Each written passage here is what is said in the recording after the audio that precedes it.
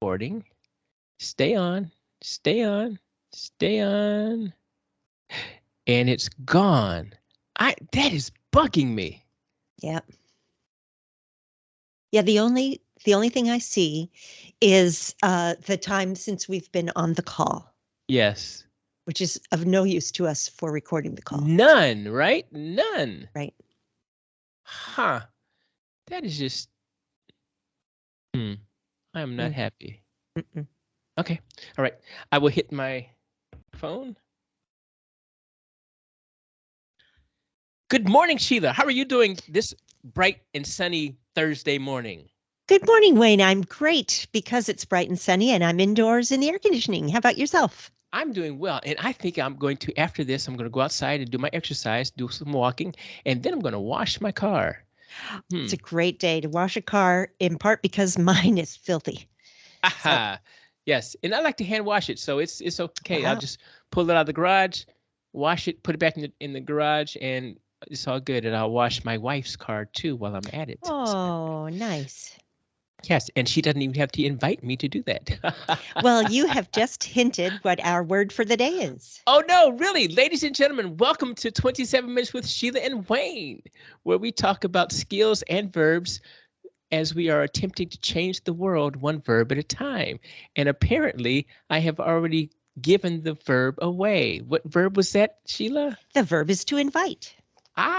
To invite. To And what invite. does it mean? My first and the only definition that I wrote down was to make a polite, formal, or friendly request to someone to go somewhere or do something. Okay. How about you? I have two others that sandwich that. To ask or request someone to go to an event, and to act in a way that causes or encourages something to happen or someone to believe or feel something. And I thought, okay, that's Okay. kind of different. Now, I got to tell you, my first thought on this word when we had selected invite from my trusty dusty little jar here last week, I was excited because invite is such a fun word. Seems like it should be very positive, doesn't it? It should be a positive word. However, I found that it has positives and negatives to it. And I also found invite was all over the dictionary, if you will, in the thoughts, word, and deeds that we do with just other words. And I thought, wow, there's a lot here. Yeah. And so with that, I'm going to go ahead and start so that we don't waste too much time because I've got a lot to say and I'm sure you do too. Do you have a trivia question first? I do not. Do you? I do have a little quick one. Okay. What is the percentage of people likely to attend an event that you invite them to? So, when you invite people, what's the likely percentage of people who will attend? So we'll tell that. Can I give a guess and you tell me at the end if I'm right or wrong? Yeah. I'll tell the answer at the end. Yes. I'm going to say about 87%. 87% of people will respond positively to your invitation? Will respond positively, yes. Okay. Very good. Okay. All right. I will let you know. We'll see that. So again, my first thought of invite was this is a great word and I'm happy to say it. And as I continued my thoughts, I'm still happy because it is a great word. I looked at it in the way that it is used or presented, and there are many ways to do this because you can invite someone to receive. Let me back up. Okay. Looking at how the verb is used or presented, there are many ways to do this. Okay. So how can I invite something or someone? You can receive one by word of mouth. You can receive one by mail. Snail mail or email, right? You can receive an invite from a text now through social media. You can receive one from a gesture, much like someone kind of waves you over and nods. Come this way. Great. You can receive an invite from body language, like somebody crossed their arms, said, nope, you've come too far. Or winks at you or winks at you, yep, or just gives you the little nod and say, yep, come on over. Wiggles their eyebrows, yeah.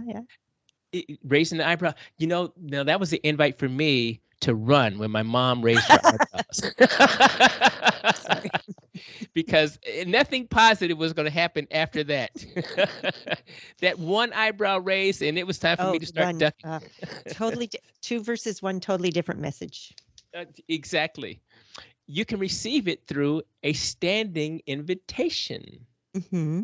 And I said, wow, a standing invitation. This is kind of cool. So anyway, I went down that list. How about you? What would you Well, like to? 2 directions I went down are kind of the positive things that Aha. one will invite and the negative things one can invite, which was a bit of a contradiction because there was nothing negative in the original definition of to invite.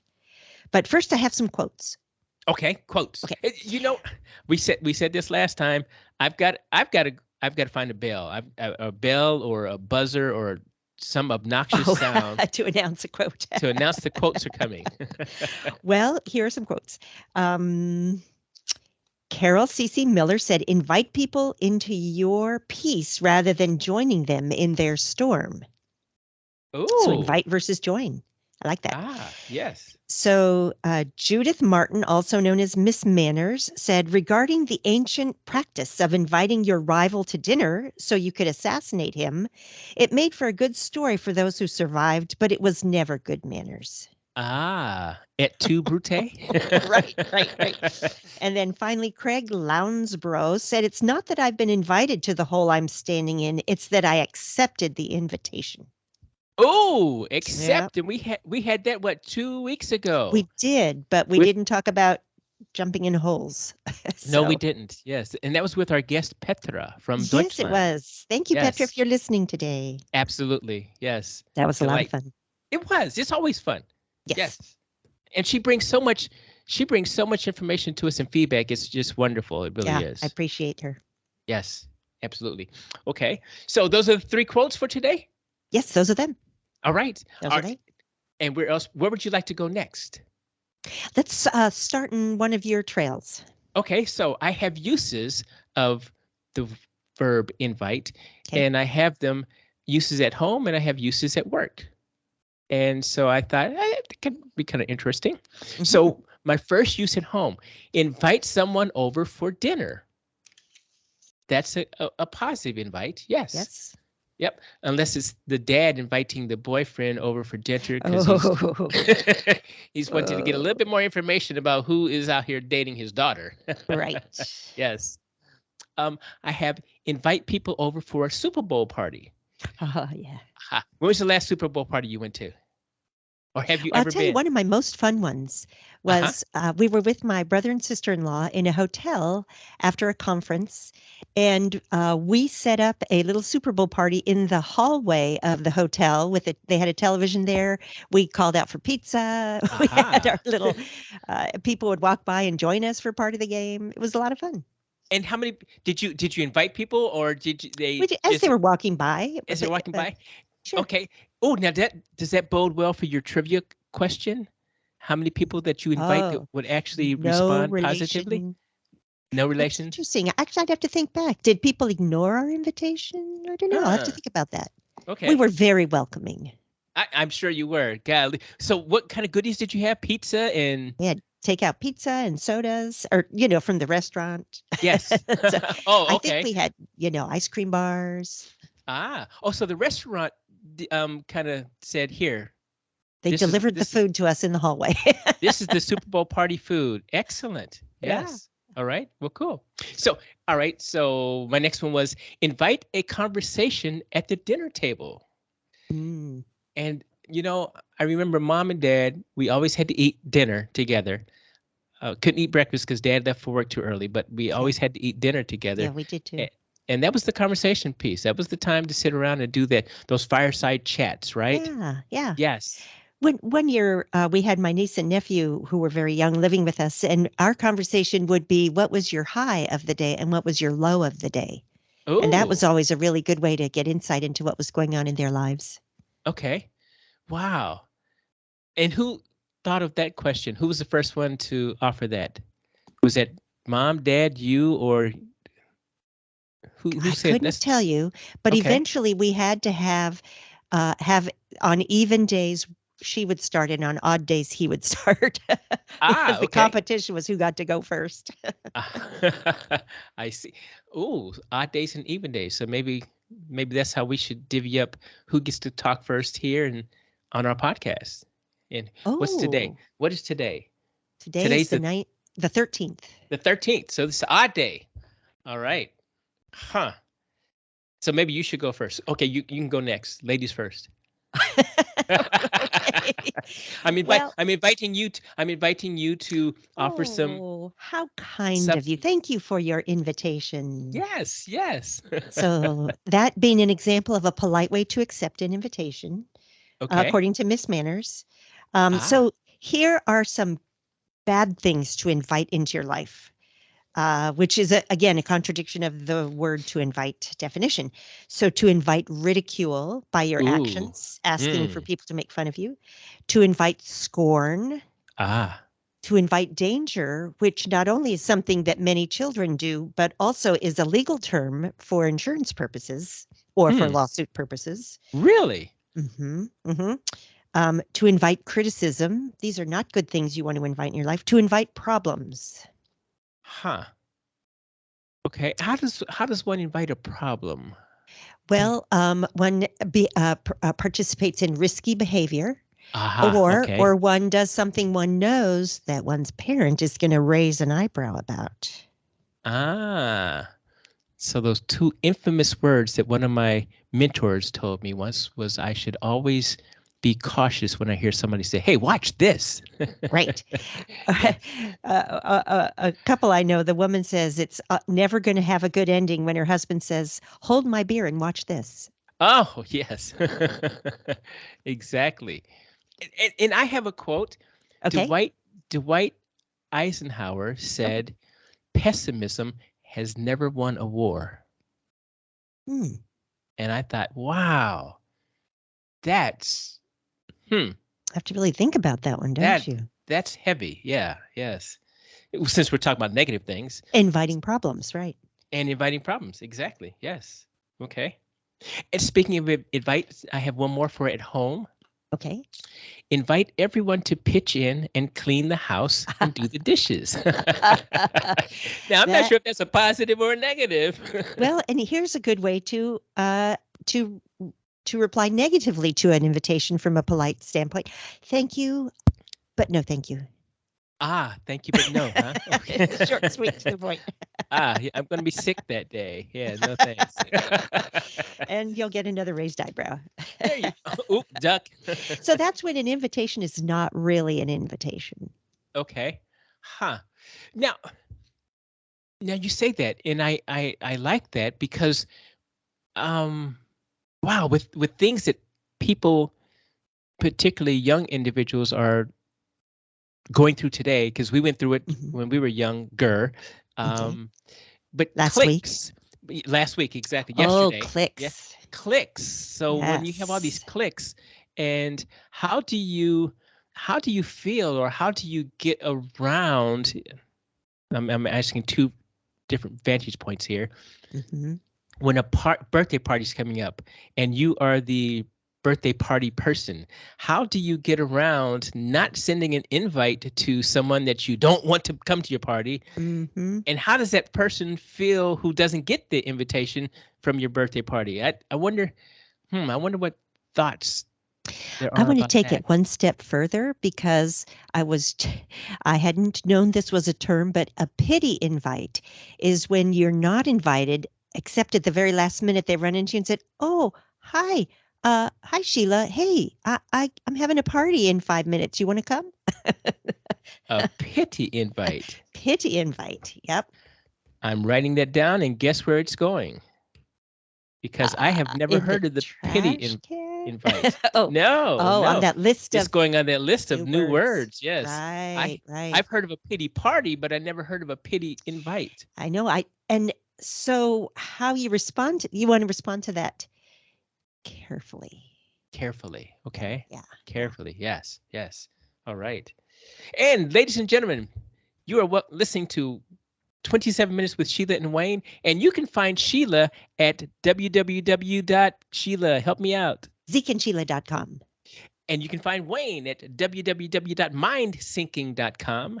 You can email me at wayne@mindsyncing.com. I'm not even going to ask Sheila if she's still under thank construction. you. Yes, because I'm not going to invite that response that I'm sure I'm going to hear. Right. As soon as Route 7 is finished with construction, I'll have my new email address. There you go. All right. So that'll be about 5 years. 5 years. Okay, Yeah, great. yeah. And we'll still be doing this. Yes, we will. All right. As long as you continue to send us verbs there, ladies and gentlemen. Yes, please. We need verbs that you would like us to talk about. Anyway, uses of the verb invite at work. I like this one. Okay. Inviting new ideas. Inviting feedback. Inviting feedback. Ooh, I like that. Yes. I have, now you said this is a negative, but I see it as a positive at work. Inviting criticism because we want to get better. And you know the key to that? What's the key to that? Don't take it personally. Absolutely. Yes. And don't point fingers, right? Right. Don't name names. Don't name names. Just invite the problem as the elephant in the room. Right. And so go ahead. Yes. I'm as an example, I say I'm not going to name names, but someone with 4 legs and a tail did this. Uh-oh. And I bet his eyebrow raised too when he heard that. You talking about me? Right. Invite others to challenge themselves. Good one. Yes, right. I think all of these at work are all positive, and if taken in a positive way, so much good and so much potential can come out of that. It's amazing. Well, and when I was looking at my bad things to invite, I was looking at inviting danger as one of the negative things, but then there's inviting adventure, and those two can be so closely related. Yes, a dangerous adventure. Yes. Right. I like that. How about inviting change? That's a good one too. That's a real good one. It really is. And you know what? And I don't do this a lot, but I will reference the book that Jennifer Milius and I wrote. It's a verb, right? In our book, I talk about change, and I talk about a story that I used to do when I was teaching, or when I would go around and do my leadership development. I would ask the room, and I didn't care if it was 200 people in there or 7, didn't really matter. I would say, raise your hand if you've ever had a best friend. And most people would raise their hands. Some would kind of look at me, out the corner. Well, what's he leading? What's he doing? Is he trying to trick us? No. Just answer the question. And I would say, and keep your hand raised if you had a friend who had a very, very, particularly at work or in the school, a very, very wacky idea, just a stupid idea. And you're laughing. I think I was the friend who had the bad idea. And people would continue to keep their hands up and laugh like you just did. And then I said, now keep your hand raised if you supported that stupid, wacky idea from your best friend. And, more laughter would come up, and some hands would come down, but for the most part, most hands would stay up. And then I would say, okay, thank you everyone for raising your hands and sharing that you had a very wacky idea from a friend and you supported it. And I said, put your hands down. And then I would ask them why they would invite that idea as a positive and support their friend. And, discussion would spur. There'd be about 5 or 6 minutes, but the overall arching theme was because we trusted our friend and they wouldn't do anything stupid or get us in trouble that would be, as you said, dangerous or hurtful. But it was a good idea, and possibly it could work, particularly at work. And I said, we said in our book, that's the secret of change. And they go, huh? I said, the secret is you. You are the secret to change. And they go, what do you mean? I said, if people buy into you, if they trust you, if they believe in you, if they think that you would not steer them astray, they will help you, support you with that change that's coming. They may not be very vocal, and they may not go out there in front and be your cheerleader, say, yeah, yeah, yeah. If Wayne can't do it, no one can. But they will not give you any resistance either. So I said that makes change easier. Not easy, but easier. And a lot of people go, huh?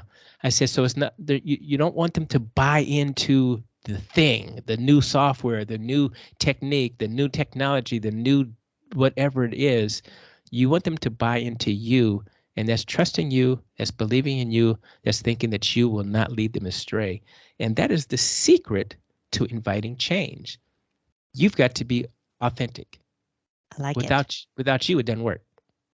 I like it. I'm sorry. I didn't mean to go down there, but nope, that's good. Good path. Okay. All right. Good. How about you? What's next on your plate to tell us here? Because I can't wait. I'm just very, very eager to hear what's next. I have another statistic. Oh, okay. 82% of people would come to church if a friend invited them. Really? Yeah. Now, I don't know how accurate these statistics are, but and then another statistic is for those who RSVP yes to an invitation, about 10 to 20% still don't show up. Okay. So that's not such a happy statistic. So I was talking too about negative things to invite into your life. And here's some positive things. Okay. To invite kindness. And one of the ways to invite kindness is to give kindness. To invite love and positivity, to invite new experiences, to invite adventure. Now I'm adding to invite change, since you mentioned that one. Okay. And one of the differences between inviting positive and negative things in your life is what you're looking for. Are you looking for positive? Are you looking for negative? It sure seems like you find what you're looking for. It does, doesn't it? Yes. And eventually, hopefully, you'll find it on the positive side. Well, it certainly is much more rewarding in my experience to look for positive things. Exactly. And you know what? The negative, we know that the negative and the positives are there. And as people, the old saying, think outside the box. Yes. I got tired of hearing thinking outside the box. And I would say it this way. I would draw the box and I go, here are the rules. The rules are inside here. So what does that mean? And people go, means we can't do anything outside those rules. I go, no, that's not what it means. I said, everything outside there is still up for possibilities. But we just know that we can't correlate it with something that's inside here. But everything else is fair game. Okay. And they go, that's a pretty cool way to look at that. And I'm looking at the clock. Yes. And the clock says, 22:31. So we're fine. We're good. Okay. Tell me some more of the paths that you went down with this. Okay. So again, using invite at work, I say invite new employees to join the company. Much like inviting individuals into your home. I also said invite someone from outside to come in and facilitate a brainstorming session or a discussion with individuals. That's always handy. And that is. And then I said, as we're doing all these invites, and I like your pity invite, and we know that there are people that we don't want to invite. And I go, wow, why do we think that way? And why do we go down that path of, who should we invite and who should we not invite? It's because what does it take to invite something or someone? You've got to be able to trust. There's got to be trust on both sides. There has to be a little bit of transparency. I'm inviting you into my home. I'm inviting you into my spaces. I'm inviting you to be a new member in our church. So there's a little bit of transparency. We're open, and you can ask us any questions that you might have, and we'll probably answer them. What else does it take to invite? Respect on both sides. If I bring you into my house, please do not, put your feet on my couch with your shoes on. Right. Okay.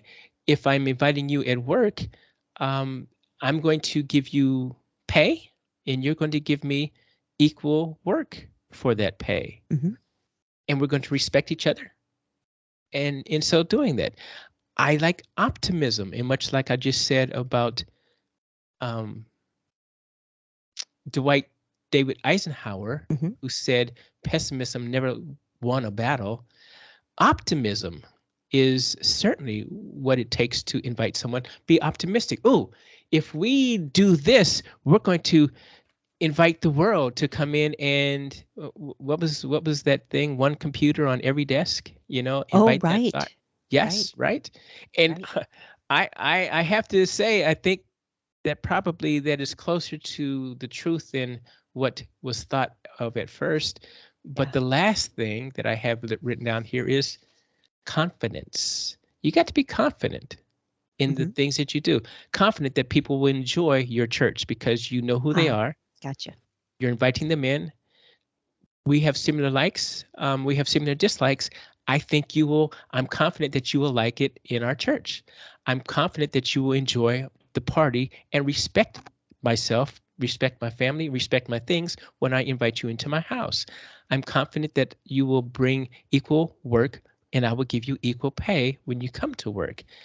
So those things I think go hand in hand as we invite ideas, thoughts, people, and things into our lives. And I'm looking at the clock and it says 25:45. What is the answer to your trivia question? Well, as a reminder, the question was on the average percentage what percentage of people will attend an event that you invite them to? And the answer is about 60%. Really? And however, if they're close family and friends, it's more like 75%. And I did mention that even with positive RSVPs, 10 to 20% won't show up, even if they say they will. But there's another little factoid here that doesn't have a percentage attached to it. And that is post-pandemic, on the whole, acceptance rates to wedding invitations are increasing. No kidding. Yep. Excellent. Yep. And what do they attribute to that? Well, my guess, they didn't say why, but my guess is that people are still limiting their invitation lists to closer family and friends. But also people spent so much time not being able to celebrate with each other. And a lot of weddings were backed up, or receptions anyway. And I think people just wanted to be able to be together and celebrate things. Okay. So. And you know what? That kind of correlates with another thought I had, and I'm looking at the clock, it says 27:05. I'm going to say this really quick. Okay. In the military, when we were assigned to more isolated or secluded places, there's this thing called island fever. And when you left there and went to another town or city where you were assigned, you got out and did a lot of things that you didn't do while you were in this isolated place because you couldn't. So when you get out there, it's like just busting out and, hey, I'm just going to go wild and go here and do this and do this and have so much fun. Yes.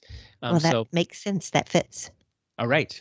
Sheila, would you take us home, please? I certainly will. I just wanted to end with the thought that one of the best ways to invite good things into your life is to invite good people into your life. And so, Wayne, I'm so appreciate that you are in my life, and Inga as well. And you and Fred and Zeke, oh, golly, always in our life. And thank you for co-hosting this with me. It would not be the show it is without you. Thank you very much. I love it. Thank you. And it wouldn't be the show that it is if we didn't have listeners whom we appreciate. So thank you very much. We certainly do appreciate you. Thanks, everyone. See you next Wednesday or next Thursday. Bye-bye.